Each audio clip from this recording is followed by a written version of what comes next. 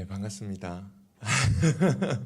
네, 기억하시나요? 제가 한 2년 전쯤에 한번 뵀던 것 같은데 되게 오랜만에 오는 것 같고 되게 기대가 되네요. 여러분은 어떻게 생각하실지 모르는데 저는 이제 강단에 설 때마다 기대하는 게 있어요. 뭐냐면 이제 하나님께서 모든 것을 우리 가운데 섭리하신다고 보는 거예요. 그래서 오늘 이게 이제 사실은 어떻게 우리가 보면 또 목사님께서 조금 이제 지금 쉬시는 상황이 됐고 제가 갑자기 등단하게 되었지만 이제 저는 이제 그런 관점에서 좀 기대하는 거예요. 성령께서 또 이 가운데 또 말씀하실 게 있구나. 또 이 가운데서 뭔가 이야기하고 싶으시구나. 이런 기대감을 가지고 이렇게 서는 것 같아요. 여러분 이제 김광호 목사님처럼 설교를 잘하시고 또 목회를 잘하시는 분 다 대신 서는 건 굉장히 이제 부담스러워요. 그렇지만 여러분들 저를 보지 마시고 오늘 신실하게 또 우리 머리 되시는 예수님께서 오늘 이 유라교회 성도님도 한 분 한 분을 너무 사랑하시기 때문에 또 저 같은 사람을 통해서도 오늘 분명하게 말씀하실 거예요. 그래서 그게 늘 기대가 되더라고요. 어떤 이야기를 하길 원하실까? 우리가 아시잖아요. 이게 잘하게 하시는 분은 하나님이시고, 그렇죠? 여러분들에게 말씀을 깨닫게 하시는 분, 그분도 이제 우리 성령 하나님이시기 때문에 저는 그 하나님께 되게 기대가 돼요. 오늘 여러분들도 저를 보지 마시고, 정말 오늘 하나님께서 또 유독 또 여러분 DBS 하고 계신 걸로 아는데 이 갈라디아서 본문으로 뭘 말씀하고 싶으실까? 나에게 지금 내게 이 갈라디아서 1장 1절에서 10절까지의 말씀이 나에게 오늘 왜 필요할까? 하나님은 오늘 나에게 뭘 얘기하고 싶으실까? 이런 물음표를 가지고 오늘 말씀을 들으신다면 여러분들에게 큰 은혜가 있을 거라고 저는 이제 의심하지 않습니다. 왜냐하면 하나님은 살아계시니까요. 그렇죠? 네. 많은 사람들이요, 그 자신의 삶 가운데 다양한 문제들을 좀 경험하는 것 같아요. 그렇죠? 근데 여러 문제들이 있는 것 같아요. 가장 가까이는 좀 시급하게 여겨지고 좀 우리가 좀 문제를 겪었을 때 좀 굉장히 당황하는 게 아마 가정인 것 같아요. 그렇죠? 자녀들에게 무슨 일이 생긴다든지, 또 이제 갑자기 이제 부부 가운데서 좀 사이가 또 안 좋아지게 된다든지, 좀 냉전 상태가 좀 길어진다든지, 그다음에 뭐 가족들이 아프다든지, 그렇죠? 특히나 뭐 자녀에게 무슨 문제가 생기면 굉장히 마음이 힘든 것 같아요. 제 아들이 이제 8살 돼가지고 초등학교 입학을 했는데 제 아들이 지난주만 제 가슴을 3번이나 철렁이게 하더라고요. 할머니가 이제 저를 대신해서 저희 장모님께서 대신 이제 데리러 갔는데 이제 할머니께서 잠깐 떡볶이를 사주려고 분식집에 들어간 사이 저희 아들이 사라진 거예요. 그래서 저희 장모님과 제가 이제 2시간 동안 찾아 헤매던. 이제 물어보니까 왜 그랬냐 물어보니까 자기가 사 먹고 싶은 뭐 라면을 사 먹고 싶었대요. 초등학교 1학년인데 이제 돈 쓰는 맛을 벌써 알아가지고 할머니가 안 사줄 것 같더래요. 그래서 할머니가 먼저 가시는 거 보고 숨어 있다가 들어가서 먹고 나왔다는 거예요. 제가 너무 놀랐어요. 그래서 감사하게도 이제 알아서 그래도 집에 왔더라고요. 그 다음날에 또 학교에서 전화가 왔어요. 이제 제 아내가 급하게 이제 저한테 전화를 한 거예요. 선생님한테 전화가 왔다는 거예요. 왜 전화 왔냐 하니까 아들이 자기 잠바를 가위로 잘랐다는 거예요. 그래서 네, 이제 제 아들을 추궁을 했죠. 네가 일부러 자른 거 아니냐? 그랬더니 이제 자기가 이렇게 하다 보니까 뭐 잘랐다. 제 아들을 믿어주기도 했습니다. 또 금요일날 또 전화가 왔어요. 이번에는 방과후 수업 선생님에게. 제가 이제 아버지인지 모르고 그 어머님인 줄 아시고 어머님 그 우빈이가 없어졌어요. 이러시는 거예요. 예, 다시 제가 이제 아들이 어디 있는지 대충 감이 오더라고요. 이제 분식집에 전화를 했죠. 거기 우빈이 있어요. 예, 우빈이 아버님 우빈이 여기 있어요. 제가 일주일 만에 친해졌거든요. 분식집 아줌마랑. 제 아들 빨리 이제 전화해서 너 지금 수업 끝난 게 아니고 지금 하고 있다. 빨리 가라. 그래가지고 방과후 수업 보내고. 가슴이 3번이나 철렁 내려앉더라고요. 그래서 제가 엄마 생각이 많이 났습니다. 제가 한 짓을 그대로 제 아들이 하고 있거든요. 사실 우리가 뭐 이런 거는 좀 사실 가벼운 문제죠, 그죠? 좀 큰 문제들이 일어나면 우리 정신을 못 차려요. 사실 특히 자녀 문제 같은 자녀가 아프고 이러면 사실 우리가 이제 마음이 뭐랄까요? 툭 건드리면 눈물 날 것 같은 그런 마음이 있잖아요. 그런 게 계속 가더라고요. 특히 자녀 문제에 있어서는. 뭐 그 가정의 문제만이 아니고 또 직장의 문제, 이것도 쉬운 문제는 아닌 것 같아요. 우리 남자 집사님들 이게 먹고 사는 문제, 회사가 조금 흔들거리잖아요. 우리 남자 집사님들 마음도 휘청거립니다. 혹시라도 우리 부서가 사라지는 거 아니야. 특히 지금 이 코로나 시국에 많은 직장들이 부서를 정리하고 있는 시국에 우리 남자 집사님들의 마음이 쉽지는 않아요. 우리 남자 집사님들은 자존심이 있죠. 우리 가장인데, 그죠? 사실 우리 아내분들에게 말하기는 쉽지는 않습니다. 혼자서 끙끙대죠. 우리 아빠들은요, 우리 남자들은 나름 그런 자존심이 있어요. 이제 직장에서 문제도 사실 쉽지 않은 거죠. 또 요즘은 또 워킹맘, 우리 여자 집사님들도 같이 일을 하신 경우 되게 많잖아요. 또 우리 여자 집사님들도 사실 여자 집사님들도 고민이 되잖아요. 맞벌이 하는데 왜 이 정도밖에 안 되지? 굉장히 돈을 많이 번 때도 적게 번 때도 늘 가계부는 똑같고, 그죠? 남는 돈은 없고, 이상한 미스테리예요, 그죠? 물질적인 어려움, 먹고 사는 것에 대한 문제, 이런 것들이 또 우리 가운데 찾아옵니다, 그죠? 그리고 또 우리 가운데 신앙의 문제도 찾아와요, 그죠? 어느 날 갑자기 말씀이 들리지 않고, 어느 날 갑자기 하나님이 믿겨지지 않는 그런 순간이 오기도 해요. 희한하게도, 그죠? 잘 말씀이 안 들리고, 또 교회 생활을 그렇게 즐겁다가도 어느 순간 시험이 들어서 교회 생활을 하기 싫으시고, 또 이제 왠지 교회의 모든 상황들이 상처가 되고, 이런 상황들도 우리 가운데 오기도 해요. 뭐 이런 문제뿐만이 아니라, 여기 나열한 문제만이 아니라 우리는 많은 문제들이 사실은 우리 삶 가운데 찾아오고 예상치 못하게 또 찾아오고 하기도 합니다. 우리 개인뿐만이 아니죠. 교회도 이제 어려움을 겪죠. 그러니까 오늘 저는 갑자기 우리 그렇게 튼튼하시던 김강호 목사님, 온몸이 그 근육 덩어리라서 단단하신 그 풋살로 다져지신 우리 목사님, 그 건강하신 목사님이 오늘 갑자기 이제 그렇게 확진이 되실 줄은 아무도 모르셨을 거예요, 그죠? 저도 목사님이 이런 생각이 드시는데, 원체 건강하시니까. 그 교회도 다양한 문제들을 겪는 것 같아요. 교회 어려움 중에 대표적인 게 뭐냐면 사실은 분쟁이에요, 그죠? 교회 안에서 좀 이렇게 다툼이 일어나는 거예요. 이런 문제들이 좀 사실 교회 가운데 좀 심각한 문제면서 좀 잦은 것 같고, 또 교회 안에 어떤 심각한 죄가 나타날 때, 심각한 죄라는 거는 어떤 우리가 이제 생각하는 많은 것들이 있겠죠. 심각한 죄들이, 어떤 범죄들이 이 교회 가운데 나타날 때, 그럼 이제 교회가 전체가 사실은 굉장히 어려움에 처해요. 우리가 한 몸이기 때문에 저 사람이 죄 지었네, 이래서 저 사람만 힘든 게 아니라 우리가 한 몸이기 때문에 이 교회에 죄가 들어오면 우리가 모두가 아파요, 사실은. 또 우리 교회 지체들의 어려움, 기체들의 그런 고통도 우리가 마음이 아려서 견딜 수가 없죠. 왜? 우리가 한 몸이고 가족이니까요. 교회의 이런 여러 문제들, 이런 어려움들도 이제 찾아오게 되어집니다. 여러분, 이제 이런 문제들이 올 때, 개인의 문제든 교회 문제들이 올 때, 여러분들이 이제 이 문제들을 어떻게 이제 접근하는가가 굉장히 중요해요.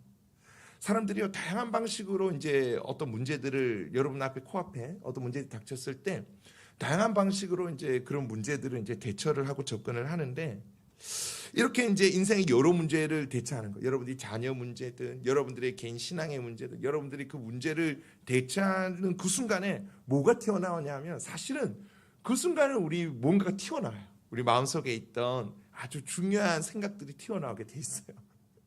어떤 목사님은 이렇게 표현하시더라고요. 힘들 때 넘어지는 쪽이 사실 그 사람이 믿는 거다, 이렇게 얘기하시더라고요. 그것처럼 우리가 문제를 딱딱 치면 그 당황함 속에서 우리가 진짜 붙들고 있는 게 뭔지 훅 드러나 버리는 거예요. 여러분은 어떻게 문제에 대처하세요? 여러분들은 그런 어려운 상황에 처했을 때 그 당황스러운 순간에 여러분들에게 튀어나오는 그 믿음은 무엇인가요? 사실 진짜 이 어려운 순간에 우리의 신앙을 너무나도 잘 알 수 있는 것 같아요.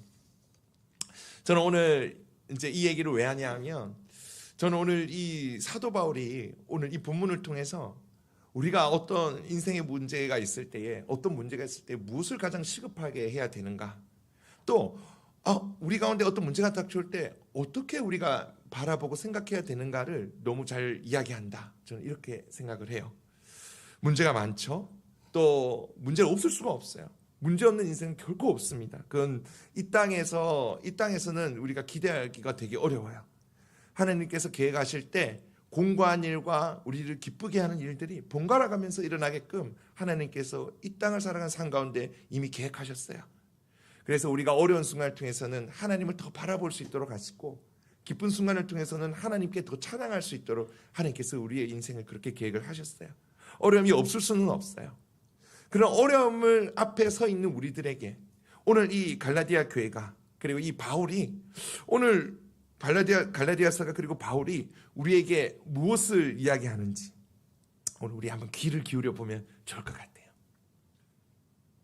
기대되시나요?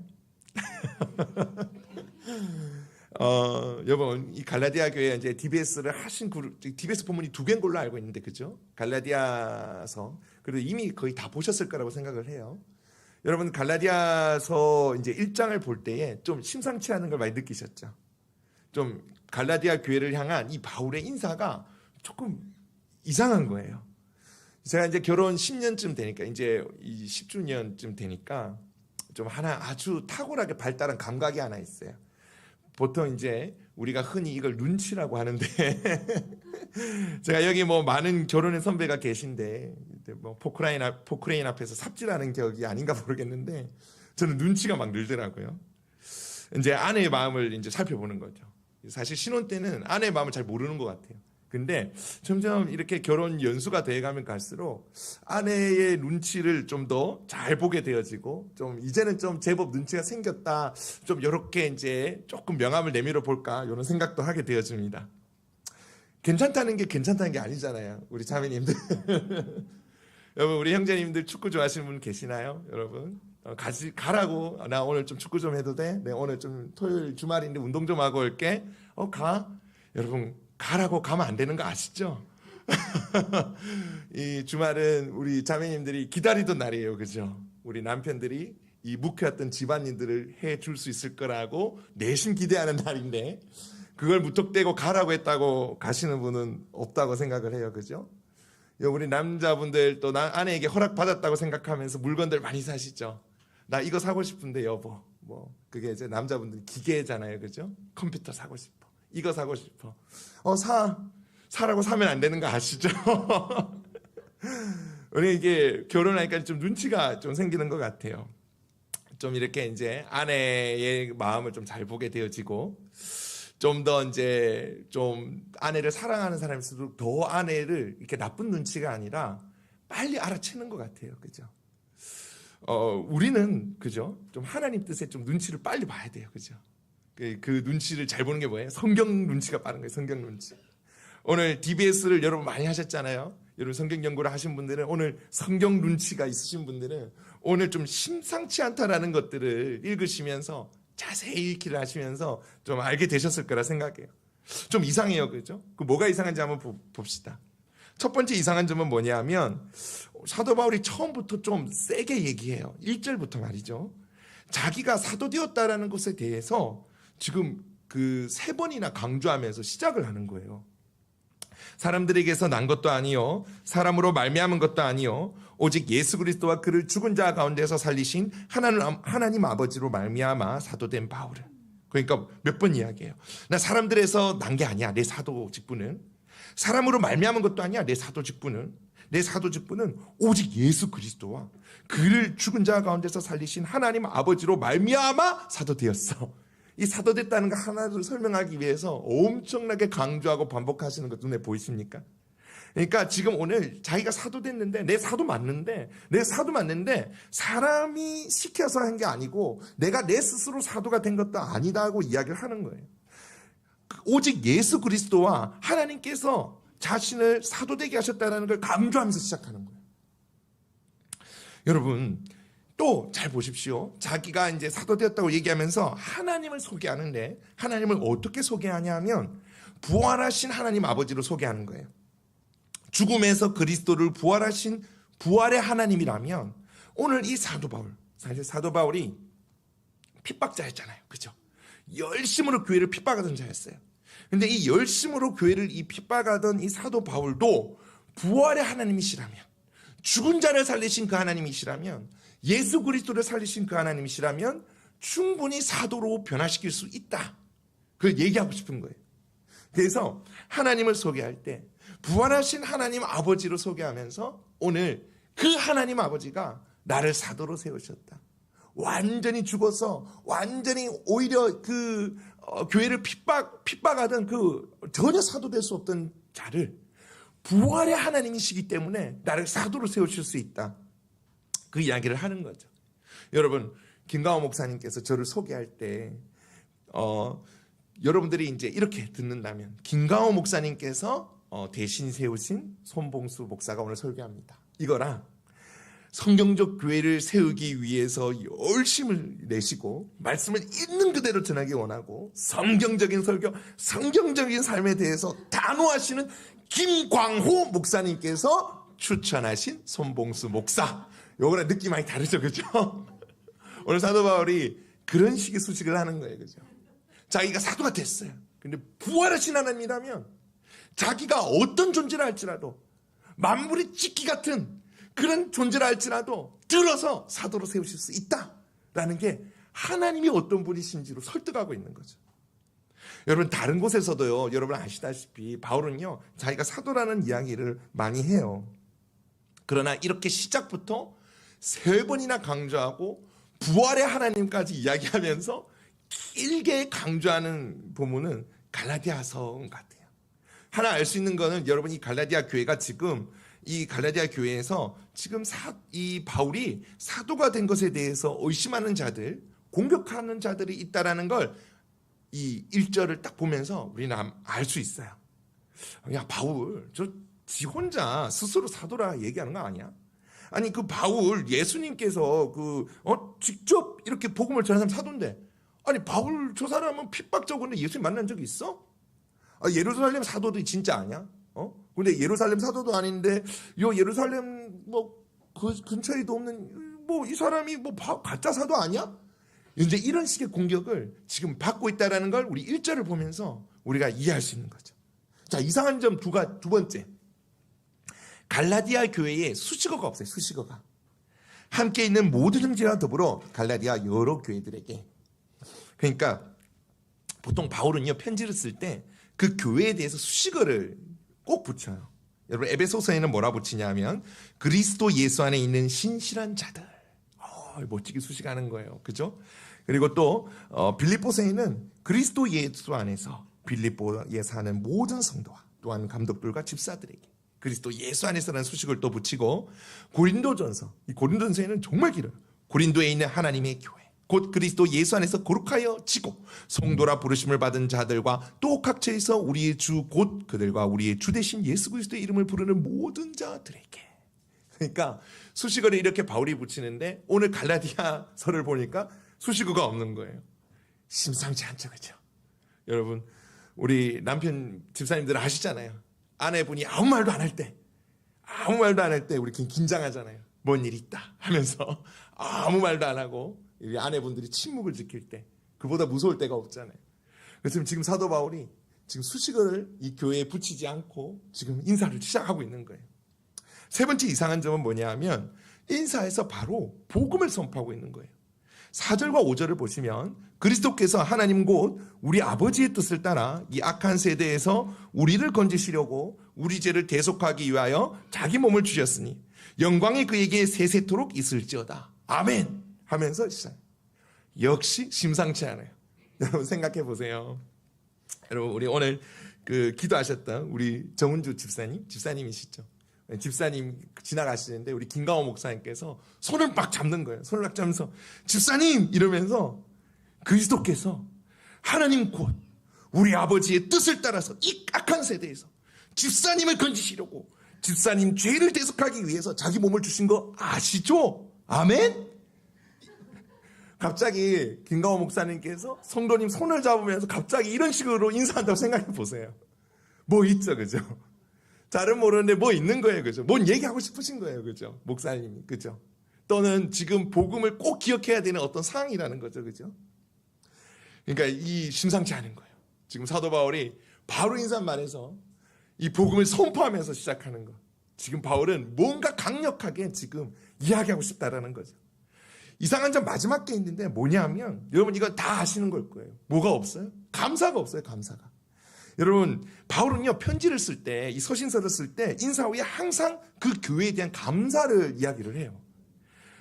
빌립보서에는요, 내가 너희를 생각할 때마다 나의 하나님께 감사하며 간구할 때마다 너희 무리를 위하여 기쁨으로 항상 간구함은.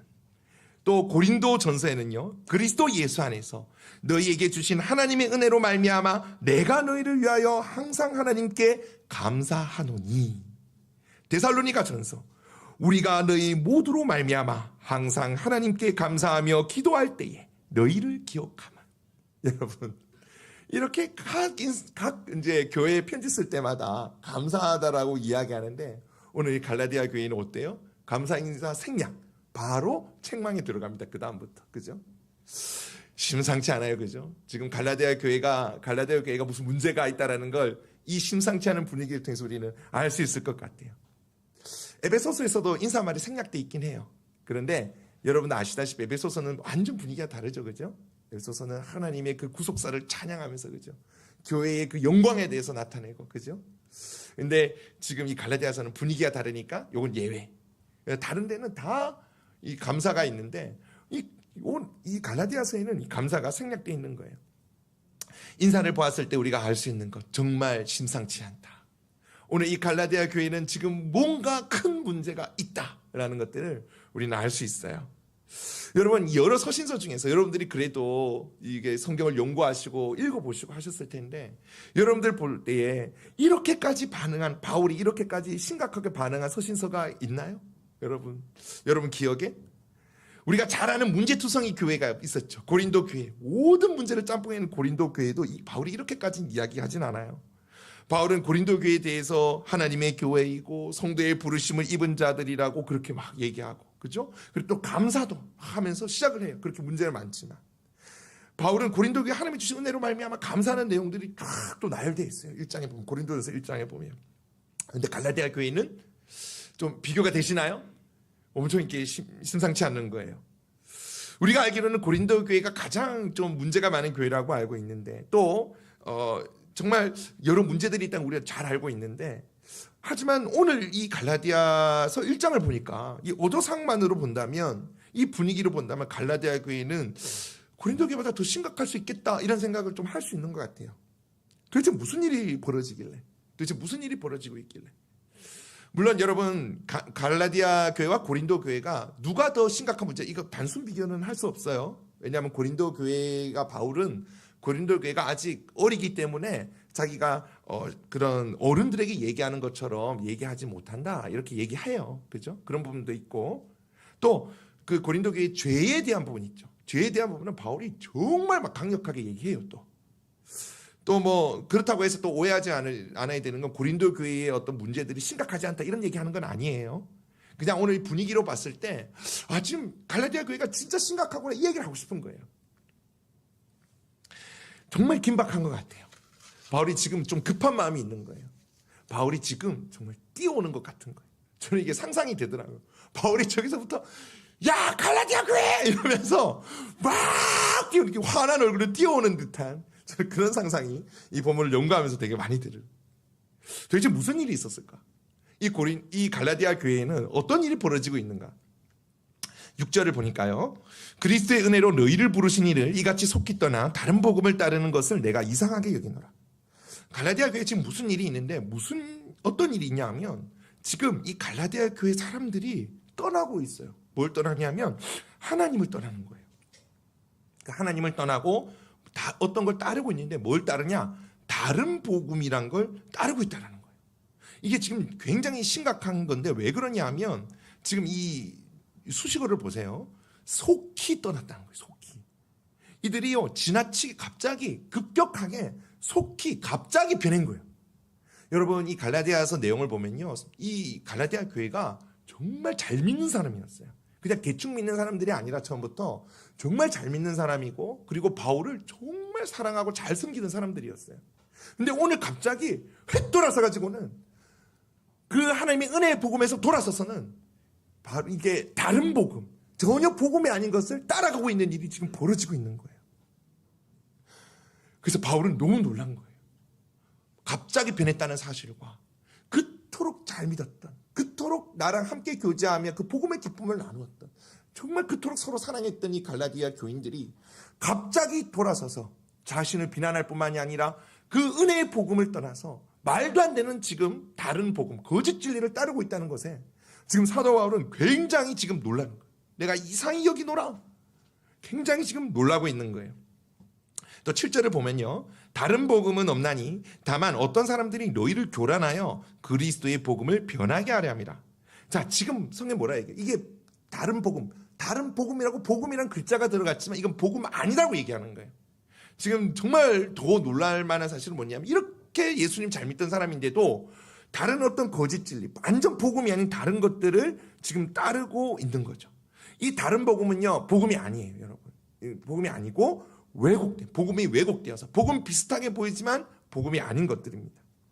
자, 그럼 결론 뭐예요? 지금 어떤 일이 일어나고 있나요? 갈라디아 교회는 이 왜곡된 복음을 분별하지 못하고 있고 갑자기 속히 그리스도의 은혜의 복음을 떠나서 왜곡된 복음, 전혀 복음이 아닌 것을 지금 따르고 있다는 거죠. 그래서 이 갈라디아 교회 교인들이 복음을 떠나고 있다. 그리고 다른 거짓 진리를 따르고 있다.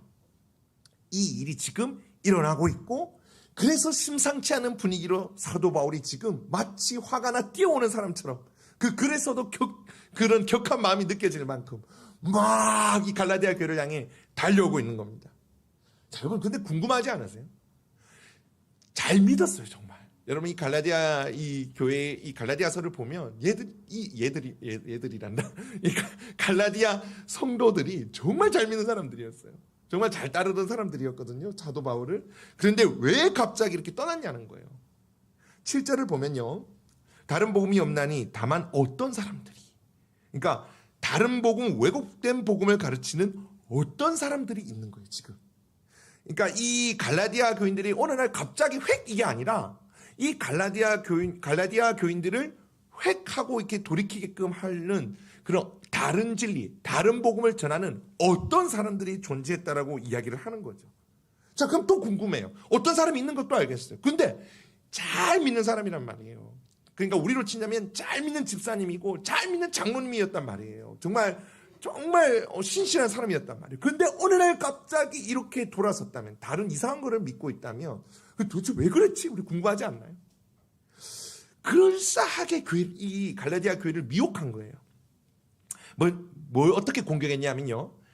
바울이 사도가 아니라고 공격한 거예요. 바울이 사도가 아니라고 공격한 거예요. 자, 여러분, 바울이 사도가 아니라 가짜 사도라고 여기 흠집이 나기 시작하면 어떻게 돼요? 바울이 이방인들에게 전한 복음, 이 갈라디아 교회 교인들에게 전한 복음도 신빙성이 떨어지겠죠. 신뢰도가 떨어지겠죠. 그래서 이 어떤 사람들은 바울을 공격한 거예요. 바울을 공격해서 바울이 전한 복음도 완전한 복음이 아닌 것처럼 그렇게 공격을 한 거죠. 그래서 바울이 오늘 얘기하는 거예요. 강력하게 얘기한 거예요. 나 진짜 사도 맞다. 하나님께 부름받은 사도 맞다. 이렇게 강력하게 강조하는 거예요. 왜? 이것이 이제 자기가 사도됨이 분명해져야 자기가 전하는 그 복음이 더 선명하고 그 신뢰성이 회복이 될 수 있으니까.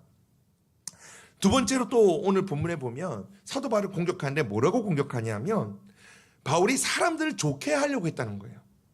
사람들을 좋게 하려고 하고 사람들을 기쁘게 하려고 하는 거예요. 하나님 기쁘게 하는 사람이 아니라 바울은 너희들을 기쁘게 하려고 그래서 너희들에게 그런 쉬운 복음을 전했다라는 거예요. 자, 여러분 오늘 여기 있는 어떤 사람들은요 율법을 지키는 복음을 전했어요. 그러니까 너희들이 예수님 믿는 것과 더불어서 할례도 받고 그리고 절기도 지켜야 돼, 이렇게 가르쳤어요. 근데 사도 바울 이거 안 가르쳤어? 이상하다. 사도 바울 사도 아니네. 야, 너희들한테 왜 이렇게 가르친 줄 알아? 너희들 율법 지키는 거 힘들지. 너희들 이방인이잖아. 율법 지키는 거 힘들지.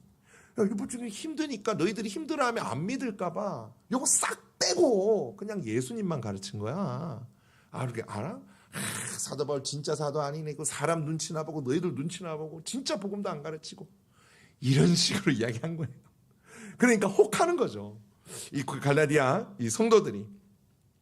그래서 이제 이 공격들을 사도 바울을 이제 공격하고 그러면서 자연스럽게 사도 바울이 가르친 복음을 신뢰도가 떨어지게 하고, 그러면서 내게 진짜야 하면서 다 예루살렘 쪽은 다 이렇게 믿고 있어 이러면서 할례 받고 절기도 지키고 이제 진짜 너가 이제 하나님 백성 되는 거야, 이런 식으로 가르친 거예요. 자, 오늘 이 갈라디아 교회 상황이 좀 이해가 되시나요? 왜 넘어간지도 좀 이해되시죠, 그죠? 우리도 이렇게 목사님이 이렇게 공격을 받으면 그 목사님이 전한 메시지가 잘 안 들려요. 여러분들 그런 경험들이 있으시죠? 목사님께 조금 섭섭한 마음이 생기거나 또는 뭔가 교회에 어떤 상한 마음이 생기면 목사님 설교가 잘 안 들려요. 그런 것처럼 오늘 사도 바울의 어떤 그 권위를 손상시키는 거예요. 사도가 아니라고 이야기하는 거예요. 그걸 통해서 공격해서 이 복음도 문제 있어 라고 공격하고 다른 복음을 가르쳐서 Follow me, 나를 따라와 하면서 간 거죠. 근데 이게 분별을 못한 거예요, 갈라디아 교회 사람들이. 그래서 바울 뭐야, 바울 우리 그렇게 믿었는데 아닌가 봐, 바울이 아닌가 봐, 사도 아닌가 봐, 이 사람들 가르치는 복음은 진짜야 하면서 지금 따라가고 있는 일들이 벌어지고 있는 거예요. 사랑하는 여러분, 그럼 이 사건을 오늘 살아가는 우리들은 어떻게 좀 보면 좋을까? 오늘 우리에게 무엇을 지금 말하고 싶은 걸까요? 우리 첫 번째로 한번 적용해 봅시다. 자, 먼저 뭐냐 하면, 여러분, 우리가 이 사도 바울의 모습을 통해서 오늘 적용하기를 바라는 첫 번째 모습은 바로 그 어떤 문제보다도 우리가 경계해야 되는 게 바로 복음과 멀어지는 거라는 거예요. 자, 오늘 사도 바울이 정말 무섭게 달려오고 있어요. 인사도 다 빼먹고요. 감사 인사도 다 빼먹었어요. 예수 그리스도 십자가 복음 아멘 하면서 뛰쳐온 거예요. 지금 강장 갑자기 갑분사 갑자기 나타나가지고 갈라디아 교인들에게 예수 그리스도 아멘 하면서 나타난 거예요. 저 다른 복음 그 가짜야, 저주받을지어다 이러면서 갑자기 나타난 거예요.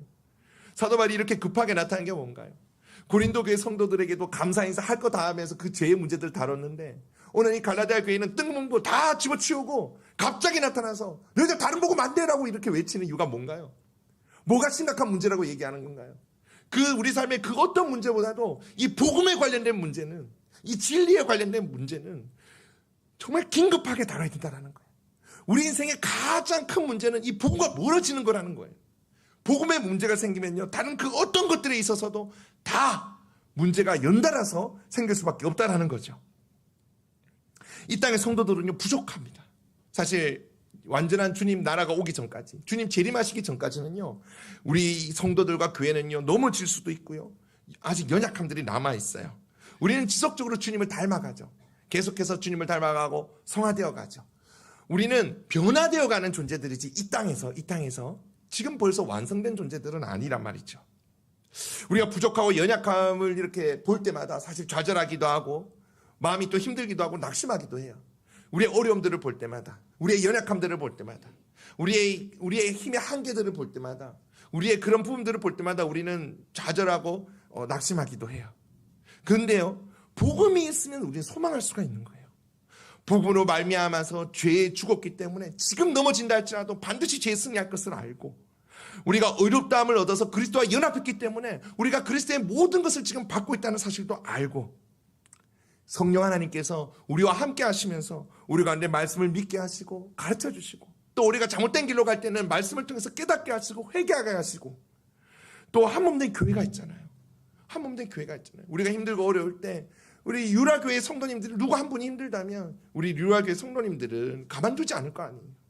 도와주고 기도해주고 교회가 있고, 또 순종하지 못할 때, 죄에 빠질 때 우리 또 목사님과 또 우리 성도님들이 가만두겠어요? 집사님 그러면 안 돼, 하나님 믿어야지, 그러면서 다시금 돌아오기를 기도하고 하나님께 나아가기를 계속 이제 중보하고 계속 섬기겠죠.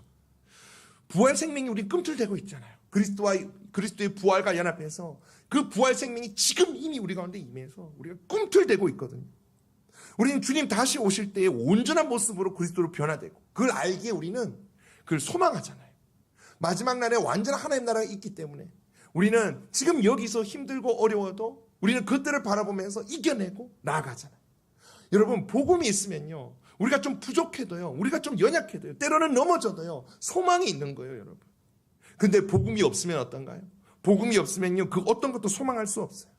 복음이 없으면, 복음과 멀어지면, 복음을 날마다 기억하지 못하면 우리는 복음으로 말미암은 그 모든 것들, 주님께서 십자가로 말미암아서 우리에게 주신 그 모든 복과 안식들을 다 잃어버리고 그것들을 누리지 못하게 됩니다. 죄의 습관들이 다시 우리를 괴롭힐 거고요, 다시 그 죄의 쾌락에 중독될 것이고, 하나님 나라의 복과 안식, 기쁨, 화평, 그 주님 안에서 누리던 모든 것들을 잃어버릴 거고, 또 믿음으로 말미암아 사랑하는 삶이 사라져요. 참된 사랑을 경험하지 못하게 될 것이고, 참된 용서는 사라지게 될 것이고, 미움과 분노가 내 마음 가운데서 질투와 시기가 막 폭발하게 될 거예요. 복음이 없는 교회는 어떻게 되나요? 사랑이 없게 되겠죠. 여러분, 복음이 있는 곳에, 복음이 함께하는 곳에, 복음이 선포되는 곳에 사랑이 그 열매로 드러나는 거 아시죠? 복음과 멀어지면요, 참된 사랑이 없어져요. 서로 물고 먹을 거예요. 서로 물고 먹고 결국 멸망하게 될 거예요. 이건 제 표현이 아니라 갈라디아서 5장의 사도 바울의 표현이에요. 복음이 없어지면 서로 물고 먹고 그리고 결국 멸망하게 될 것이다. 교회는 빛과 소금의 존재임을 잃어버리겠죠. 맛을 잃은 소금이 되어서 세상에 밟힐 겁니다. 복음으로 시작된 성도의 삶은 복음으로 말미암은 모든 복을 잃어버린 채, 복음으로 시작된, 복음으로 된 그 모든 복들을 다 잃어버린 채 다시 죄의 종이 되어서 죄가 주는 비참한 삶으로 전락하게 된다는 거죠. 여러분, 복음이 있으면요 소망이 있어요. 그러나 복음이 없으면요 소망이 없어요. 여러분, 우리는 그걸 알기 때문에 정말 우리 삶 가운데 복음이 가장 중요한 거, 소중함을 알고, 혹시라도 내가 복음과 멀어질까, 혹시라도 내가 복음과 떨어질까, 혹시라도 내가 복음의 감격 가운데서 벗어나지는 않을까, 늘 경계하며 늘 복음을 묵상하며 늘 복음을 기억하며 나아가는 거죠. 여러분, 여러 어려움들이 찾아오잖아요. 여러 문제들이 찾아와요. 그러면 여러분, 그 문제를 적극적으로 해결하시는 것도 맞지만 우리 성도들은요 좀 다른 눈을 가져야 돼요. 여러분들의 문제, 삶의 문제, 여러분들의 가정의 문제, 직장의 문제, 여러분들의 어떤 문제들이 닥쳐올 때 여러분 적극적으로 그 문제를 대면하실 때 우리가 꼭 기억할 건 뭐냐면 다시 복음을 점검하는 거예요. 믿음이 흔들리는 분들이 있을지 모르겠어요. 고난이 찾아오고 또 어떤 상황 가운데 믿음이 흔들리는 분들, 당연하겠지만 복음으로 돌아가는 거예요. 믿음은 들음에서 나잖아요. 그리스도의 말씀, 복음을 듣고 내가 누구이고 그리스도의 십자가 어떤 의미인지를 다시 확인할 때 우리의 흔들리는 믿음, 낙심된 마음들, 이런 것들이 다시 살아나는 거죠. 여러분들의 상한 마음들이 다시 복음을 듣고 믿음을 생길 때 다시 회복되는 거죠. 여러분들이 어렵고 힘들고 신앙이 무너지고 낙심되고 믿음이 흔들릴 때 여러분들은 다시 복음으로 와야 돼요. 다시 복음을 묵상해야 돼요. 다시 복음을 들어야 돼요. 다시 여러분 복음을 선명하게 여러분 해야 돼요. 여러분, 고난을 당하십니까? 복음으로 돌아가시는 거예요. 여러분, 이것밖에 없어요. 이 방법이 가장 탁월한 길이에요. 여러분, 제가 가장 마음 아픈 게 뭐냐면 고난을 겪는 분들이 가끔씩 울부짖듯이 외칠 때가 있어요. 제가 그 심정은 이해가 돼요. 목사님, 나는 이렇게 힘들어 죽겠는데, 그 힘들 때 은혜가 되는 말씀 하셔야지 왜 또 복음을 전해요? 왜 또 교회 얘기해요? 그런 질문을 들을 때 마음이 찢어질 것 같아요. 여러분, 복음만큼 우리의 고난 가운데서 하나님의 사랑을 확증시키는 게 뭐가 있나요? 여러분, 복음만큼 이 고난 가운데서 다시 하나님을 붙들고 흔들리지 아니하고 이 고난을 이겨내게 하는 힘이 뭐가 있나요? 근데도 고난 당할 때에 이 복음은 뒤로 제껴둔 채 다른 거 찾아내는 성도들을 볼 때마다 가슴이 너무 아픈 거예요. 여러분, 고난을 이기는 힘은요, 여러분, 복음에 있어요. 여러분, 구주께서 십자가에서 형벌 대속적 죽음으로 우리를 하나님의 자녀로 삼으셨다는 사실이 우리에게 가장 큰 위로고, 그로 인해서 우리가 하나님을 아버지라 부르고 기도하게 됐지 않았습니까? 복음을 인해서 우리는 기도할 수 있게 되었고 아버지는 응답하시지 않습니까? 그로 인해서 성령께서 지금도 함께 하시고 우리 가운데 끊임없이 말씀하시고 지혜를 주시고 평안을 주시지 않습니까? 그리고 또 죽음의 문제가 이 복음을 통해서 해결되었고, 우리가 가장 두려워하는 죽음의 문제가 해결되었고, 영원한 하나님 나라가 이미 우리 가운데 왔기 때문에 여러분, 우리는 고통당할수록 오히려 복음 가운데 나아갈 때, 십자가를 더욱 밝히 보게 되어질 때 우리는 그 고난을 이겨낼 수 있다는 걸 여러분 꼭 기억할 수 있으면 좋겠어요. 고난이 올 때, 그 문제 가운데 처할 때 뭐 한다고요? 복음으로 돌아가는 거예요. 여러분, 부부관계에 문제가 있습니까? 여러분, 역시 복음으로 돌아가는 거예요. 여러분, 결혼은요 복음 없이는 아예 안 돼요. 여러분, 이거 진짜 기억하셔야 돼요. 결혼은요 복음이 없으면 아예 안 돼요. 결혼 자체가 복음을 나타내는 것이기 때문에, 결혼 자체가 하나님의 신실한 사랑을 나타내는 것이기 때문에 복음이 없이는 결혼이 성립이 안 돼요. 그러니까 예수님 안 믿는 사람은 결혼의 참된 기쁨과 비밀을 모르고, 또 성도라 할지라도 복음에 대해서 풍성함이 없는 분들은 성도라 할지라도 그 결혼에 대한 풍성함들을 전혀 누릴 수가 없어요. 결혼은요 복음이 없이는 알 수 없는 비밀을 담고 있어요. 결혼은 그리스도의 십자가와 직결되어 있어요. 결혼은 복음을 통해서 우리가 그리스도와 연합했다는 사실을 깨달은 자만이 그 한 몸의 비밀을 알아요. 복음을 통해서 연합한 사실. 이거 아는 사람만 한 몸의 비밀을 알아요. 한 몸으로 산다는 거. 그리고 결혼이 복음을 통해서 하나님의 언약을 지키는 사랑. 복음이요, 하나님께서, 여러분 목사님께 들으셨을 거예요. 언약을 지키시는 사랑이에요. 언약을 지키시는 사랑. 언약을 지키시는 사랑. 그래서 신실하신 하나님이잖아요. 이 결혼이 언약을 하나님의 언약을, 약속을 어기지 않는, 약속을 반드시 지키는, 그분이 하신 말씀을 반드시 성취하시는 그 하나님의 약속을 나타낸다 라는 것들을 아는 사람이, 결혼은 감정을 유지하는 게 아니라, 결혼은 이 결혼식 할 때 약속하잖아요. 하나님 앞에, 사람 앞에 약속하잖아요. 영원히 이 한 사람을 한 몸으로 여기고 사랑하겠다. 이 약속을 지키는 게 결혼 생활이라는 것들을, 이 복음을 이해한 사람, 이 복음의 언약적 사랑을 이해한 사람이 이 결혼이 어떤 건지를 알고 유지하는 거예요. 결혼에 문제가 생겼다는 것은 여러분 99.9%는 복음의 문제예요. 진짜 복음 몰라서. 왜냐하면 여러분 혹시 성경적 교회 여러분 다 배우셨죠? 성경적 교회 배우면서 깨달으신 거 없으세요? 내가 아내를 사랑하는 거 교회 얘기잖아. 내가 교회에서 이렇게 한 몸으로 사는 거 사실은 내 아내를 향한 이야기네. 내 남편을 향한 이야기네. 내가 예수님을 믿으면 교회적 삶을 살게 된다고? 교회는 이꼴 가정인데? 내 남편을 사랑하고 아내를 사랑하는 건데? 내가 예수 그리스도를 믿으면 아내를 사랑하는 것으로, 남편을 사랑하는 것으로 나타나게 돼 있구나. 여러분, 이런 거 복음을 알면요, 깊이 들어가면요, 이게 결혼과 너무 밀접하게 연관되어 있다는 사실을 알게 되는 거예요.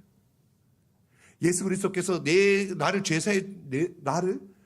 죄를 사해 주셨고 의인으로 보아 주시는 것처럼, 내가 아내를 볼 때에, 그리고 내가 남편을 볼 때에 부족함과 연약함에도 불구하고 이 사람의 죄를 용서하고 용납하고 오래 참고, 이거 다 교회적 삶에 대한 내용이죠. 오래 참고 뭐예요? 의인으로 봐주는 거예요. 한 몸으로 보는 거예요. 여러분, 복음을요 깊이 들어가야 결혼의 참 기쁨과 은혜에 대해서 알 수 있어요. 여러분, 제가 너무 이게 복음을 볼 때마다 너무 놀라요. 이건 전부 저의 회개의 내용이에요. 아내를 향한 회개의 내용들이 전부 저를 막 책망해요. 너의 사랑이 그 한 몸 된 가정 가운데, 교회 가운데 드러나느냐고 계속해서 복음이 묻거든요. 여러분, 부부관계 문제가 생겼다는 게 대화 스킬의 문제, 아주 중요할 수는 있어요. 대화 방법을 알면 좋겠죠. 그런데 그게 아니고, 또 서로 이해 차이의 문제, 이게 중요하지 않다는 건 아닙니다. 근데 우리는 눈을 떠서 바로 봐야 돼요. 여러분, 부부의 문제, 결혼의 문제는 바로 복음과 직결되어 있어요. 그래서요, 그 부부가 회복되려면 어떻게 해야 되냐 하면, 그 부부는 다시 복음으로 돌아가야 돼요. 가정에 문제가 생겼을 때 어떻게 해야 되냐면 복음으로 돌아가야 돼요. 그래서 그 부부가 한 명만 배워도 안 돼요. 그 두 부부가 합의하에 목사님 찾아가서 다시 복음의 기초를 해달라고. 아니면 목사님이 양육하실 때 복음의 핵심을 양육하시든지, 뭔가 양육할 때 복음에 대해서 다시 가르칠 때 다시 두 사람이 들어가야 돼요. 그래서 처음부터 그 복음을 자신의 가정생활에 대입시켜야 돼요. 그렇지 않으면요, 그 엄발의 오줌 누기예요. 그냥 대화 스킬을 배우고 그냥 TV에 나오는 부부 관계 스킬들을 배우는 거, 그런 걸로는 엄발의 오줌 누기예요. 그냥 급한 불만 끄는 거예요. 진짜 문제는 복음에 의해서 두 사람이 발견돼야 돼요. 이 결혼이 복음을 나타내는 것들을 봐야 돼요.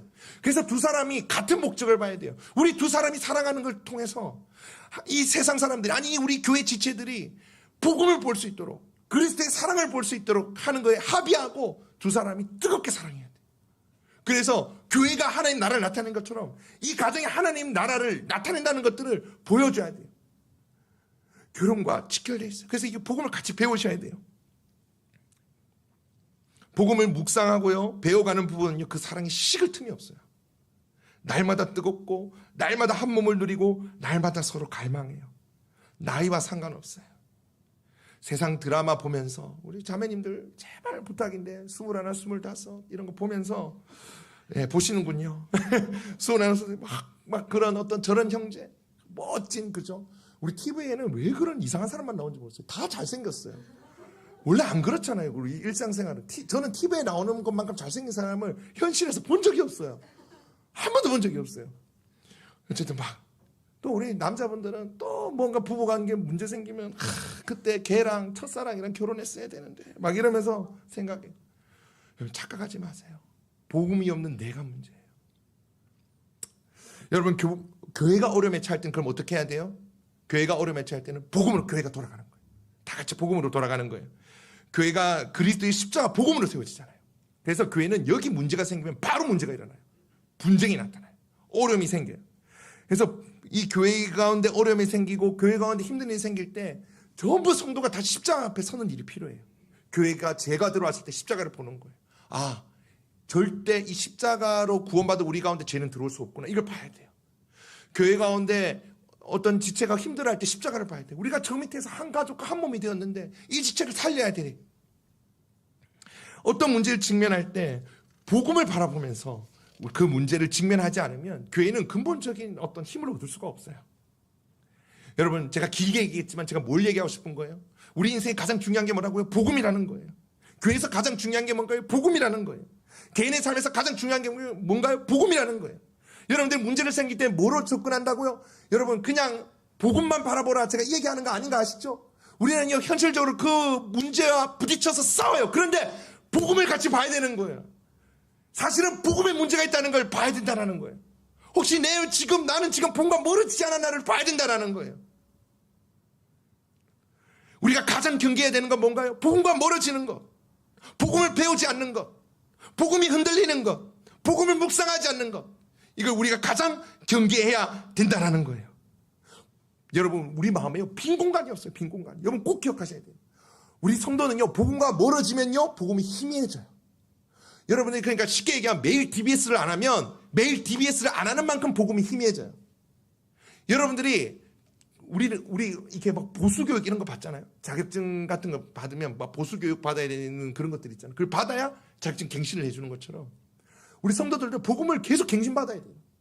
복음이 희미해질 때 뭐 1년에 한 번 이럴 때는 다시 복음의 기초를 듣든 복음 설교를 다시 목사님 녹화된 우리 유라교회 그 유튜브 있잖아요. 목사님 설교를 복음 설교를 다시 듣든 복음을 다시 리마인드 해야 돼요. 복음과 멀어지면요 복음과 희미해지면요 마음에 빈 공간이 없어요. 뭐가 차지한다고요? 세상의 카드라 통신이 자리를 잡아요. 우리 직장 동료들이 얘기하는 카드라 통신들. 자네 양을 그렇게 하면 안 돼. 너 그렇게 해가지고 어떻게 해. 야 남편한테 그렇게 해가지고 야 남편 길 잘 들어야 돼. 이런 말도 안 되는 이야기들. 전 같은 남편으로서 그런 이야기 굉장히 동의할 수 없습니다. 복음의 길 들여야죠. 그렇죠? 어쨌든 하여튼 그런 것들을 듣고는 복음이 아닌 진리를 따라서 마치 오늘 여기 갈라디아 교회들이 복음이 아닌 진리를 따라 쫓아간 것처럼 우리가 복음과 멀어지면 그런 일이 일어난단 말이에요. 구원은 있지만 그러나 내 삶에 복음과 연결되는 내 삶의 여러 삶의 부분들이 복음이 아닌 다른 것들로 물들기 시작하고 복음이 아닌 다른 것들의 영향을 받기 시작한다는 거예요. 여러분 복음과 멀어져서는 안 돼요. 그래서 우리는 날마다 복음 봐야 돼요. 날마다 기억해야 돼요. 여러분 DBS를 계속 하세요. 꼭 하셔야 돼요. 여러분이 안 하는 만큼 복음과 멀어져요. 여러분들이 안 하는 만큼 아내를 안 사랑하게 되고 안 하는 만큼 자녀들을 막대하는 거예요. 여러분 복음을 꼭 보셔야 돼요. DBS를 볼 때 어떻게 보내요? 그리스도 중심으로 예수 그리스도 중심으로 도덕적인 그런 도덕적인 그런 교훈을 얻는 게 아니에요. 여러분 우리는 말씀을 통해서 그리스도를 보는 거예요. 그리스도를 보는 거예요. 기도할 때 어떻게 하세요? 여러분 기도할 때 나의 간구 아시죠? 예, 그거 중요해요. 그렇지만 여러분 기도하실 때 십자가를 기억하는 기도를 하십시오. 십자가를 떠올리면서 하나님 감사합니다. 구원을 감사합니다. 그러면 여러분 기도의 말미에 뭐가 나타나는지 아세요? 이 모든 문제들이 갑자기 콩알만해져 있어. 십자가 밑에 바닥에 널브러져 있는데 그 문제들이 아무것도 아닌 것들이 보이기 시작해. 여러분 말씀을 보실 때 기도를 하실 때 예수 그리스도의 십자가 복음을 기억해야 되는 거죠. 이 시대의 교회가 위험해진 이유, 이 시대의 성도들이 너무나도 삶의 영향력을 드러내지 못하는 이유, 우리의 인생이 위험에 처한 근본적인 이유, 여러분 복음이 없다라는 것을 기억해야 돼요. 사랑하는 여러분, 두 번째 적용, 다른 복음이 있는 거예요. 다른 복음. 이 다른 복음이 왜곡된 복음을 전하는 어떤 사람들이 존재해요. 꼭 기억하세요. 어떤 사람들이 있어요. 여러분 우리들도요 가만히 보면요 부추기는 사람들이 있죠. 부추기는 사람들. 제가 옛날에요 유치부 전도사를 할 시절이 있었어요. 제가 액션이 크기 때문에 한 번은 점프를 해서 다리를 찢었다가 양복 바지가 쫙 찢어졌어요. 그러니까 이게 터졌어요. 양복이 그냥 찢어진 정도가 팍 터진 거예요. 제가 바지를 산 지가 얼마 안 됐거든요. 너무 속상한 거예요. 양복 바지가 그 일반 바지보다 비싸잖아요. 너무 속상한 거예요. 그래서 막 이야기를 했어요. 그 같은 사역자분들에게 막 이야기하니까 어떤 전도사님이 저한테 이러는 거예요. 뭐, 그 전도사님, 그거 가만히 두냐고. 당장 전화해서 이 바지가 하자가 있고 이 바지에 문제가 있다는 걸 강력하게 분노하면서 어필해라는 거예요. 제가 그 말에 혹해서 전화를 뚝뚝뚝 눌러가지고 아니 어떤 물건을 팔길래 바지가 어떻게 점프를 해서 다리를 찢었다고 찢어질만 했는데 찢어졌습니까? 막 이러면서 분노를 한번 더 쏟아냈죠. 뭐 수리는 안 된다 하더라. 그건 안 된, 그 교체는 안 된다 하더라고요. 근데 제가 끝나고 나서 너무 놀랬어요. 왜냐하면 분노할 게 아니잖아요. 제가 찢은 거잖아요. 사실은 속상하지만. 근데 그 부추김에 제가 훅 넘어가는 거예요. 우리 어머님들 부추김 많이 당하시죠. 아, 내가 이거 써보니까 진짜 좋던데. 이러면 어머님들이 막 제가 유튜브 전도사 때 어머님 모임을 한 적이 있어요. 한 어머니 막 우시는 거예요. 왜 우시냐 하니까 자기 재정은 한계가 있잖아요. 그런데 옆집에 어떤 엄마가 와서 이거 우리 애는 이거 한다. 옆집에서 어떤 엄마가 와서 이거 한다 그러면 그 애한테 이걸 못 해주는 게 너무 마음이 아파서 우시는 거예요. 우리가 부추기는 사람이 있어요. 어떤 사람이 있어요. 어떤 사람. 우리가 영적으로는 보이지는 않지만 이 사단이에요. 계속해서 우는 사자와 같이 우리의 진리들을 빼앗아가려고 얼마나 노력하고 있는지 몰라요. 복음을 왜곡하는 자들이 존재해요. 우는 사자와 같이 우리의 복음을 노리고 있어요. 여러분 절대 자만해서는 안 돼요. 유라교회는 정말 제가 알기로 너무 튼튼한 교회고 또 유라교회는 제가 볼 때 너무 건강한 교회예요. 그렇지만 여러분 자만해서는 안 돼요. 왜냐하면요 갈라디아 교회도요 다름질을 잘 하던 사람이었어요. 잘 믿던 사람들이었어요. 갈라디아서 곳곳에는 갈라디아 교회가 얼마나 잘했는지 바울이 안타까우면서 막 이야기하는 장면들이 막 나와요. 우리도 넘어질 수 있어요. 목사인 저도 넘어질 수 있어요. 그래서 우리는 자만하지 말고 겸손한 마음으로 나에게도 지금 다른 복음이 올 수 있구나. 아니 성경적 가르침이 아닌 다른 그런 세상 가치관이 나한테도 올 수 있구나. 이렇게 경계를 해야 된다는 거예요. 지금 대놓고 우리 가운데 다른 복음 전하는 사람 없을 거예요. 집사님 절기를 지키셔야죠. 막 이런 얘기하는 분 없죠. 우리 남자 집사님한테 가서 집사님 할례 받았어요? 안 받았네 안 돼 이러면서 막 이렇게 얘기하는 사람 없잖아요. 대놓고 막 율법을 지켜야 됩니다 막 이런 사람 없잖아요. 대놓고 그렇게 직접적으로 전하는 사람들은 없을 거예요. 그럼 우리는 지금 어떤 식으로 이 다른 복음 그러니까 이 다른 거짓 진리들을 공격을 받을까요? 첫 번째는 여러분 일단은 제가 이 부분을 꼭 얘기하고 싶어요. 교회의 가르침에요 마음속으로 동의하지 않는 거 있죠. 교회의 가르침에 마음속으로 동의하지 않은 것도 왜곡된 복음을 전하는 행동이에요. 여러분 이거 진짜 위험해요. 겉으로는 부인은 안 해요. 겉으로는 복음을 부인 안 하고 겉으로는 교회를 부인하지 않거든요. 겉으로는 표현하지 않아요. 근데 마음속으로는요 뭐야 난 저거 못 믿겠는데 저거 뭐야. 이게 마음속의 생각과 진리는요 아시죠? 어느 순간에 말과 행동이 빵 나와요. 교회에 갑자기 어떤 일이 생기면 교회에 분열을 일으키는 말을 하거나 그런 행동을 하거나 또는 교회를 힘들게 하는 본인 자신이 그런 잘못된 진리 가운데 주는 그 고통 가운데 있게 될 수도 있어요. 이미 본인이 고통스러울 수도 있고. 여러분 혹시 내가 저 목사님이 저거 가르치는데 나 동의 못한다. 근데 겉으로 웃으면서 집사님 이렇게 얘기는 해요. 그렇다면 여러분 지금 심각하게 보셔야 돼요. 마음속에 있는 건요 반드시 튀어나오게 돼 있어요. 자, 두 번째, 세상은요 끊임없이 우리를 공격해요. 여러분 세상 끊임없이 우리를 공격해요. 우리 주위에 믿지 않는 사람들이 일단 여러분들 공격해요. 특히 직장 동료들. 저는요 직장 동료가 그렇게 위험한지 제 아내를 보면서 많이 깨닫게 돼요. 제 아내가 직장에 있으면요 직장에 특히 우리 부장님, 그 부장님이 여자 부장님인데 이미 이제 뭐 세상의 육아를 다 경험하신 이제 분이 은퇴를 얼마 안 남은 분인데 근데 수성구 어머님이세요. 그러니까 그 수성구의 양육 방식, 미리 선행학습을 하는 것과 뭐 이런 것들을 제 아내에게 끊임없이 얘기를 하는 거예요. 그럼 제 아내가 다 동의하는 건 아닌데 제 아내가 내가 가만히 들어보면 약간 동화돼 있어요. 약간 부러워하는 듯한 느낌? 약간 이런 걸 받을 때가 있어요. 우리가 생각보다 직장 동료가 위험해요, 여러분. 직장 동료를 미워하란 말이 아니라 직장 동료가 하는 얘기를 고지고대로 들으셔서는 안 돼요. 우리 남자 집사님들 옆에 있는 사람이 뭐 얘기하시나요? 코인 샀어? 내가 코인으로 지금 50만 원 투자해서 내가 500만 원 벌었는데 집사님이 아니죠. 그분들은 아니겠죠. 아니 우리 대리님은 왜 이거 안 해? 대리님 지금 자녀들한테 뭘 물려줄 거야? 우리는 신앙을 물려주잖아요. 근데 그분들은 뭐 얘기해요? 좋은 집, 좋은 차 이거 돈 많이 보내줄 수 있는 거 아니야? 이러면서 같이 코인 하자 하죠. 같이 주식 사자 이런 얘기 안 하나요? 제 아내는 부동산 얘기를 너무 많이 듣는데요. 제 아내 보고 집 사, 왜 안 사? 돈 있어야 사죠. 그죠? 어떤 분은 서울에 집 사.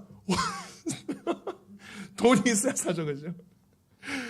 이런 얘기들 끊임없이 직장 동료 하는 거예요. 근데 우리가 은근히 부러워하면서 나도 이렇게 해야 되나 얘기를 계속 하는 거예요. 직장 동료들. 그뿐만 아니라 우리는 미디어를 통해서 계속해서 거짓 진리에 대한 공격, 세상의 가치관에 대한 공격을 끊임없이 받는 거예요. 여러분 끊임없이 사단은요 세상을 통해서 여러분들 가운데 거짓 진리를 집어넣으려고 하고 있어요. 또 뭐예요? 가장 위험한 건요 사실 나예요, 나. 여러분 우리가 복음이 아직 안 분명하면요 옛날에 익숙했던 그 왜곡된 복음이 튀어나와요. 자, 무슨 얘기냐면 여러분이 점점 신앙이 자라면서요 이런 생각하시죠. 내가 옛날에 이랬었는데, 뭐 예를 들어 율법주의 신앙이었는데, 예를 들어 신비주의 신앙이었는데, 만약에 이제 이런 생각을 하시면서 지금의 변화돼서 다행이다 이런 생각하시죠. 여러분 우리가요 복음과 멀어지면요 옛날에 했던 게 튀어나와요. 갑자기 튀어나와요. 복음과 멀어지면요 옛날에 익숙했던 그 왜곡된 신앙생활이 갑자기 푹쑥하고 튀어나와요. 가장 대표적인 게 율법주의예요. 뭔가를 해서 하나님께 인정받으려는 거, 뭔가 해서 하나님께 복 받으려는 거. 이게 너무도 쉽게 나요. 우리는요 자녀예요, 자녀. 이미 신령한 복을 모든 받은 자들인데 이거 다 까먹어버리고 또 열심히 하고 있어. 하나님 도와주셔야 될 텐데.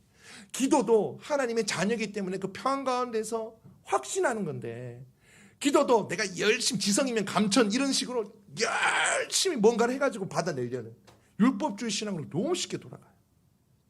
가장 위험한 것은 나요, 나.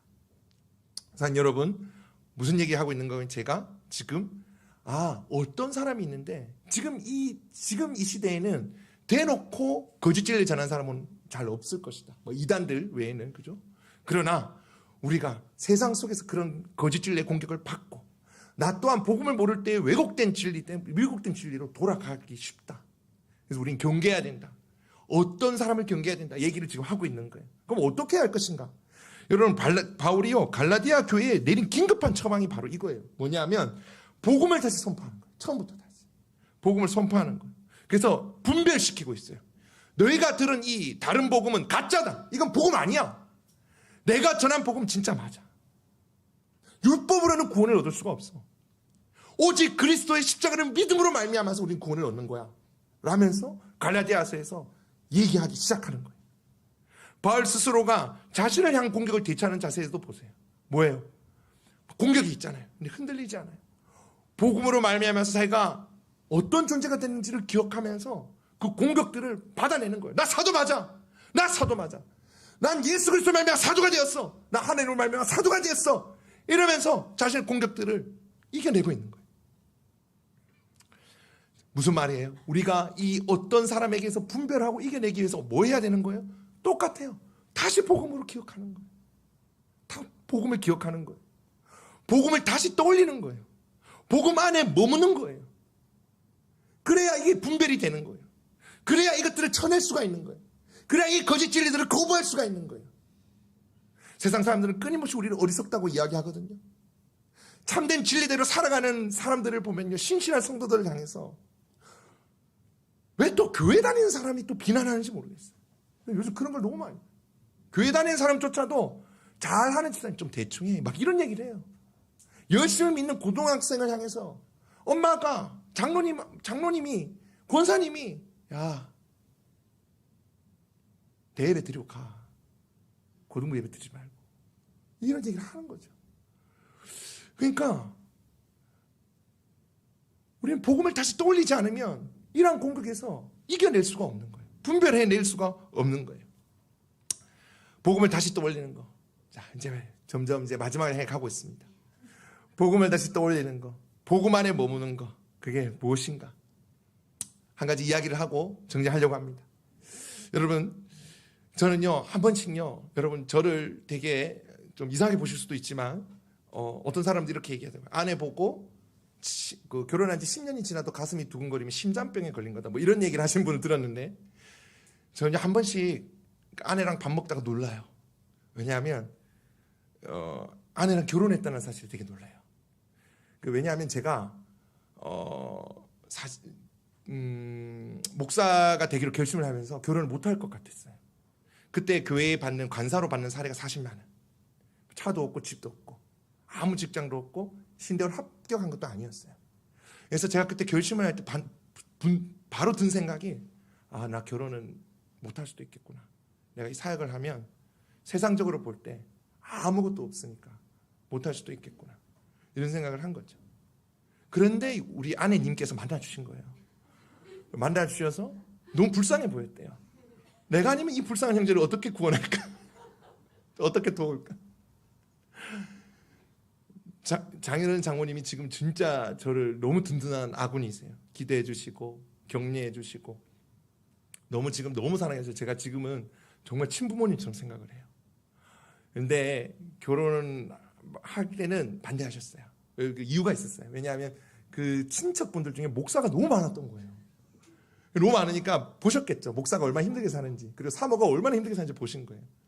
그런데 우리 장모님, 장인어른 딸 2분, 이제 자녀로 딸 2분, 저희 처제 있고 이런데 딸을 진짜 보내기 힘들다 솔직하게 얘기해 주시더라고요. 저한테 솔직하게 우리 딸 고생해서 너무 힘들다. 진짜 사실은 그런 마음이 없다. 사역자에 보낼 마음이 없다. 이렇게 얘기를 하시더라고요. 그런데 저희 장인어른 장모님께서 결혼을 허락해 주시고, 또 제 아내가 세상에 많은 잘난 사람들이 많은데 세상적으로 그 사람들을 안 선택하고 아주 불쌍한 저를 선택해서 결혼한 거예요. 그래서 제가 한 번씩 이렇게 보면서, 아, 나 결혼했구나. 제가 아내를 되게 좋아했거든요. 그래서 내가 이 사람이랑 결혼했구나 하면 어떤 마음이 드냐면, 내가 이 결혼했다는 사실 떠올리면서 마음속에 갑자기 처음에 연애했을 때 그 마음들이 막 생각이 나는 거예요.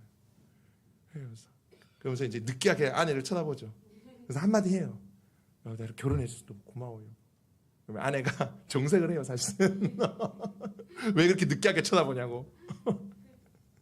제가 무슨 얘기를 하고 싶은 것 같으세요? 제가 결혼 생활을 회복하는 거, 상담사들도 그런 얘기를 하는데, 처방을 내린대요. 부부가 싸우면요, 사랑했던 추억을 떠올리게 한대요. 앨범을 가져오게 한대요. 물론 뭐 여러 방법들이 있겠지만 그중 하나겠죠. 그 옛날에 찍었던, 연애할 때 찍었던 사진들을 보면서 그때 추억들을 얘기하게 한대요. 그러면 옛날에 그 연애 감정들이 떠오르는 거예요. 제가 아내가 결혼했다는 사실 떠올리면서 처음에 그 사랑했던 것들을 떠올리는 것처럼, 제가 뭐 얘기하고 싶은지 대충 감이 오시죠? 우리가 하나님을 향한 그 마음들을 떠올리는 게 어디에 있나요? 복음을 떠올리는 거예요. 이게 복음에 머무르는 거예요. 복음을 기억하는 거예요. 복음을 거하는 거예요. 그러니까 제가 아내랑 결혼했다는 사실을 의식적으로 떠올리지 않으면 저도 똑같아요. 똑같이 잔소리하고, 또 똑같이 또 뭐 티격될 때도 있고, 또 때로는 미울 때도 있고, 또 막 그냥 일상을 살아간다고요. 근데 이걸 떠올리면 그 감각이 드는 거예요. 의식적으로 우리가 떠올리지 아니하면 우리가 그 주님을 사랑하는 감각이 살아나지가 않아요. 여러분, 의식적으로 여러분들이 복음을 떠올리셔야 돼요. 의식적으로 복음을 규칙적으로 연구하셔야 되고 보셔야 돼요. 복음을, 말씀을 볼 때마다 항상 끝맺음은 예수 그리스도로 적용을 하셔야 돼요. 그렇게 복음을 기억해야만, 그렇게 복음을 봐야만 여러분들이 다시 예수 그리스도를 처음 봤을 때 그 감격, 그분이 날 사랑하신 그 감사들이 내 마음속에서 샘솟기 시작하는 거예요. 그리고 그 감사들이 다시 나를 일으켜 세우고, 그 감격들이 다시 이 고난을 이기게 하고, 이 감격들이 다시 헌신하게 하고, 이 감격들이 다시 주님을 향해 나아가게 하고, 이 감격들이 세상의 가치관을 쳐내게 하고, 이 감격들이 세상이 작아 보이게 하고, 이 감격들이 다시금 주님을 사모하고 주님을 열망하게끔 만든다라는 거예요. 복음 안에 거해야 돼요. 이것이 우리 신앙의 비밀이에요. 매일 말씀 연구하시고 매일 기도하시고 매일 복음 안에 머무시기를 바라요. 한 가지 덧붙일 이야기가 있는데, 여러분 한 가지 우리가 경계해야 될 한 가지 더 생각해 볼 게 있어요. 그게 뭐냐면, 여러분 우리 성도들이 진짜 경계해야 될 게 있어요. 그게 뭐냐면, 사단이요 우리의 마음속에 목회자 불신이라는 걸 통해서 우리를 진짜 많이 넘어뜨린다는 거예요. 여러분 이거 진짜 꼭 기억해 주시면 좋겠어요. 오늘 이 갈라디아 교회가 잘 달리던 교회였어요. 근데요 뭐 때문에 넘어진 거예요 지금? 사단이 뭘 공격한 거예요? 이 어떤 사람들이 뭘 공격한 거예요? 목회자에게 불신을 갖게 한 거예요. 사도에게 불신을 갖게 한 거예요. 사도가 전하는 말씀이 다 안 들리기 시작한 거예요. 그래서 돌아서기 시작한 거예요. 여러분 사단은요 늘 여러분들이요 목회자를 불신하게 만들려고 해요. 섭섭하게 만들려고 해요. 서운하게 만들려고 해요. 여러분 꼭 기억하세요. 이게 간단하고 너무 어이없어 보이긴 하지만 여러분 가장 강력한 방법이에요. 이게 여러분들을 넘어뜨리는 가장 강력한 방법이에요. 왜? 여러분들이 목회자에게 불신을 가지고 마음이 상하는 그 순간부터 여러분들은 주일날 말씀을 못 받아 먹어요. 여러분 말씀이 사라진다고요. 우리는 말씀이 없으면 세상 가운데 나가게 돼 있어요. 말씀이 없으면 넘어지게 돼 있고 낙심하게 돼 있다고요. 그러니 여러분 혹시 여러분들 가운데 조금이라도 요만큼이라도 목회자를 향한 불신, 상한 마음이 찾아오면요, 아 지금 진짜 빨간불, 진짜 지금 위험한 순간 빨리 하나님 앞에서 해결하시기를 바라요. 내버려 두면요 이게 점점 자라서요 목사님 말씀이 안 들리고 예배가 드려지지 않고 말씀이 죄에 이끌리게 됩니다. 안식이 없어지게 되고 교회 결국은요 결과가 뭔지 아시죠? 여러분 다 보셨을 거예요. 교회를 깨뜨리는 불의의 도구로 쓰임받는 거 여러분들이 주위에 또는 다른 교회에서 이미 많이 보셨을 거예요. 그게 어디서 시작이라고요? 목회자를 미워하는 마음, 목회자에게 상한 마음, 목회자에 불신하는 마음이에요. 여러분 우리는요 목회자를 판단할 수 없어요. 고린도전서 말씀에 의하면, 고린도전서 4장 말씀에 의하면 목회자는 판단할 수 없어요. 사도 바울도 자기 스스로 판단하지 않는다 그랬어요.